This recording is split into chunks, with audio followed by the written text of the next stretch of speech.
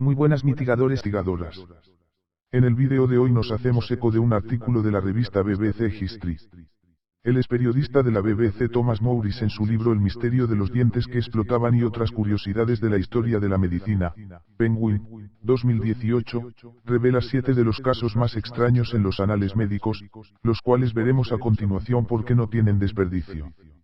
Pero antes, aprovecha la intro para suscribirte y activar la campanita para no perderte nada. Comenzamos.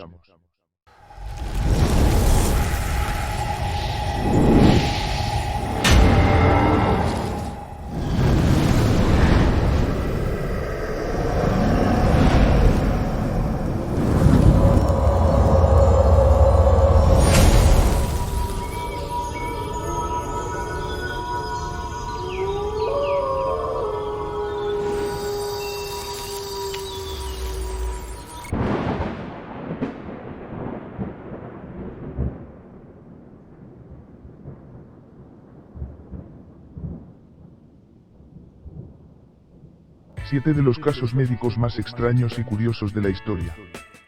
Caso 1. Los dientes que explotaban. Hace 200 años, un clérigo de Pensilvania, Estados Unidos, identificado solo como el reverendo D.A., comenzó a padecer un dolor de muelas insoportable. Fuera de sí por la agonía, hizo todo lo posible para aliviar el dolor, correr por su jardín como un animal enfurecido, golpearse la cabeza contra el suelo y hundir la cara en agua helada. Desafortunadamente, todos esos intentos fueron en vano. A la mañana siguiente, el clérigo caminaba de un lado a otro por su estudio, agarrándose la mandíbula, cuando de repente un estruendo agudo, como un disparo de pistola, rompió su diente en pedazos, dándole un alivio instantáneo. Extrañamente, la explosión del canino del sacerdote fue el comienzo de una epidemia de dientes explosivos que eventualmente sería reportado en una revista dental bajo el llamativo título, Explosión de los dientes con un informe audible. Al parecer, el dolor de muelas de una mujer joven terminó de forma espectacular cuando su muela adolorida estalló con tal violencia que casi la derribó, ensordeciéndola durante varias semanas. ¿Qué pudo haber causado estas explosiones dramáticas? Los expertos propusieron numerosas teorías, que iban desde cambios bruscos de temperatura hasta los productos químicos utilizados en los primeros empastes. Ninguno de estos argumentos, sin embargo, fue particularmente convincente, por lo que el caso de los dientes que explotaban sigue sin resolverse hasta la fecha. Caso 2.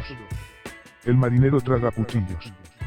En 1799, un marinero estadounidense de 23 años llamado John Cummings desembarcó para pasar la noche con sus compañeros en el puerto francés de Le Havre.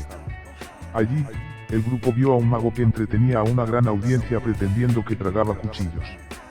Más tarde esa noche, Cummings, que ya estaba muy borracho, se jactó de que podía tragar cuchillos igual que el francés. Animado por sus amigos, el temerario marinero se metió su cortaplumas en la boca y se lo tragó. Cuando un espectador le preguntó cuántas navajas podía tragarse al mismo tiempo, Cummings respondió, todos los cuchillos a bordo de la nave. Antes de consumir 3 más. Fue una hazaña impresionante, si bien fue una idiotez. Aunque Cummings no intentó tragar más cuchillos por 6 años, en 1805 quiso lucirse en una fiesta y repitió su actuación frente a un grupo de marineros. Pero no pasó mucho tiempo hasta que Cummings comenzó a sufrir los efectos negativos de su dieta poco ortodoxa. Un terrible dolor abdominal hizo que comer se volviera cada vez más difícil y comenzó a morir de hambre. Finalmente falleció en 1809 después de una larga enfermedad.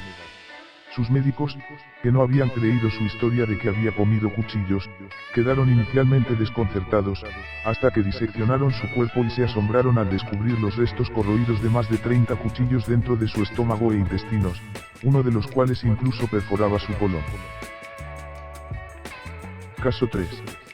La cura de anca de paloma.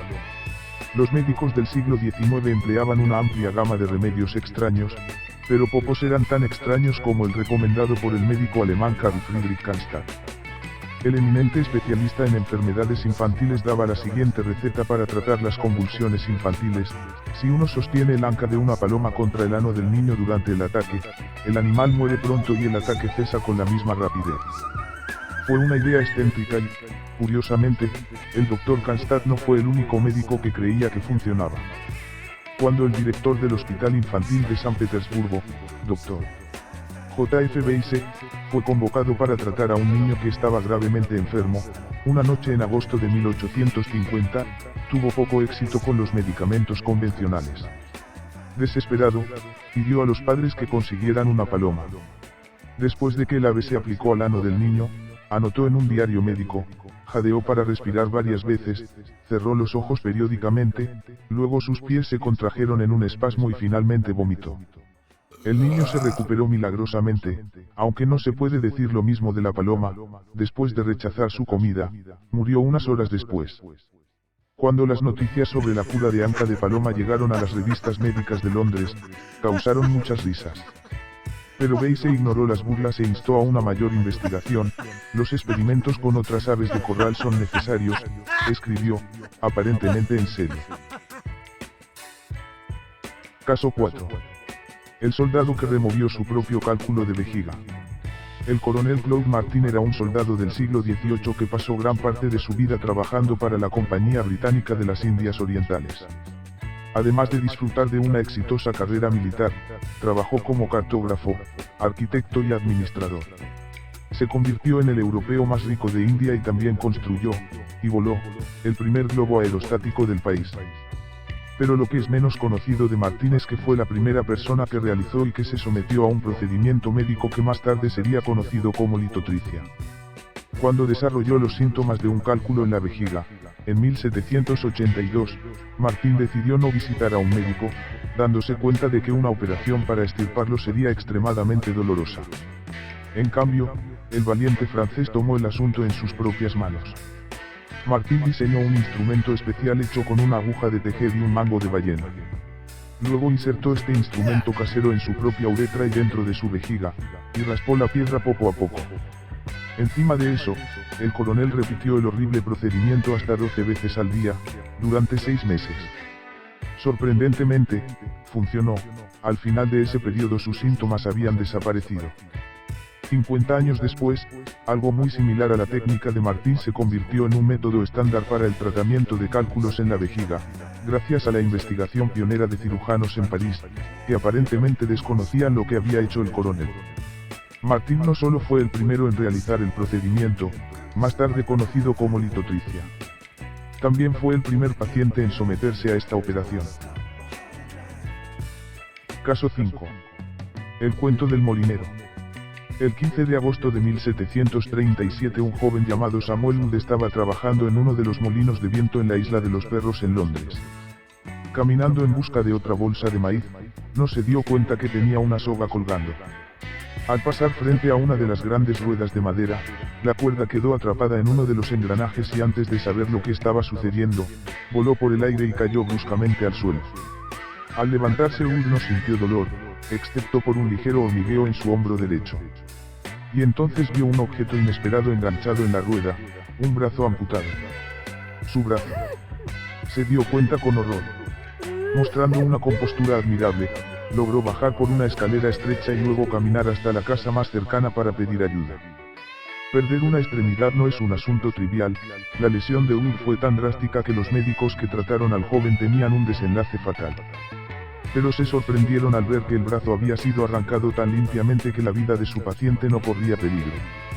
Wood se recuperó de su percance en cuestión de semanas y se convirtió en una especie de celebridad. Las tabernas locales incluso vendían imágenes del hombre que había sobrevivido cuando un molino de viento le arrancó el brazo. En noviembre de 1737, 3 meses después del accidente, Samuel fue llevado ante la Royal Society como una curiosidad viva, con su brazo amputado, ahora conservado en alcohol, que también se presentó para que los científicos reunidos lo examinaran. Caso 6. Babosas en su estómago. En el verano de 1859, una niña de 12 años de Londres llamada Sarah Ann comenzó a quejarse de sufrir náuseas. Sus síntomas no eran graves y sus padres no se preocuparon hasta que una tarde vomitó una gran babosa de jardín, que fue descrita como viva y muy activa. Sarah Ann luego vomitó 7 babosas más, de varios tamaños, pero todas vivas, y sus padres decidieron que probablemente era hora de buscar atención médica. Cuando le preguntaron si había comido algo inusual, la niña le dijo al médico que le gustaba comer las lechugas del jardín. El médico concluyó que, sin saberlo, se había tragado a una familia de babosas jóvenes que habían crecido hasta la madurez dentro de su estómago por varias semanas. También notó que Sarah tenía una sola mano, algo que él atribuyó al hecho de que su madre había sido asustada por un puercoespín durante el embarazo. La historia de las babosas parecía inverosímil y algunos expertos sugirieron que la niña debía estar fingiendo. ¿Puede la babosa del jardín vivir en el estómago humano?, se preguntaba en un titular de la revista científica The Lancet. J.C. Dalton, un profesor de fisiología de Nueva York, decidió averiguarlo. Realizó una serie exhaustiva de experimentos que involucraron mojar babosas vivas en ácido estomacal para ver qué sucedía. Todas las criaturas murieron en cuestión de minutos y fueron digeridas completamente varias horas después, y el profesor concluyó, razonablemente, que no. Las babosas no pueden vivir en el estómago humano. Entonces, ¿qué estaba mal con Sarah? Parece probable que su enfermedad fuera más mental que física. Pero sea lo que la afligió, ciertamente no fue una familia de moluscos que vivía en su estómago. Caso 7. Una molestia ardiente. La halitosis, también conocida como mal aliento, es una condición incómoda y vergonzosa, pero rara vez es peligrosa. En 1886, un hombre de Glasgow, cuyo nombre se desconoce, que había estado sufriendo de mal aliento durante aproximadamente un mes, desarrolló un nuevo síntoma preocupante. Al despertarse en medio de la noche, prendió un fósforo para mirar su reloj. Cuando intentó soplarlo, su aliento se prendió fuego, causando una tremenda explosión. Su esposa se despertó de inmediato y encontró a su esposo escupiendo fuego como un dragón dispéptico. El médico del hombre nunca había escuchado algo similar y al principio nadie sabía qué podría haber causado este fenómeno inusual. Pero luego otro médico escocés, James McNaught, se encontró con un paciente tan afectado por eructos combustibles que tuvo que dejar de fumar por temor a incendiar su casa. Al pasar un tubo dentro del estómago del hombre, el Dr. McNaught pudo analizar el contenido. Descubrió que una obstrucción en el intestino hacía que el contenido del estómago del hombre se fermentara, produciendo grandes cantidades de metano inflamable. Aunque es potencialmente peligroso, este estado también sirvió como truco divertido. En la década de 1930, un paciente intentó encender un cigarrillo mientras jugaba un juego de bridge, pero se sintió abrumado por la necesidad de eructar. Como informó una revista médica, al estar en compañía intentó hacerlo discretamente a través de la nariz. Dejó electrificados a sus acompañantes cuando produjo dos llamas que salían de sus fosas nasales. ¿Qué podría ser más discreto que eso? Y hasta aquí el vídeo de hoy. No olvides dar me gusta porque espero que os haya gustado. Hasta la próxima. Nos seguimos viendo.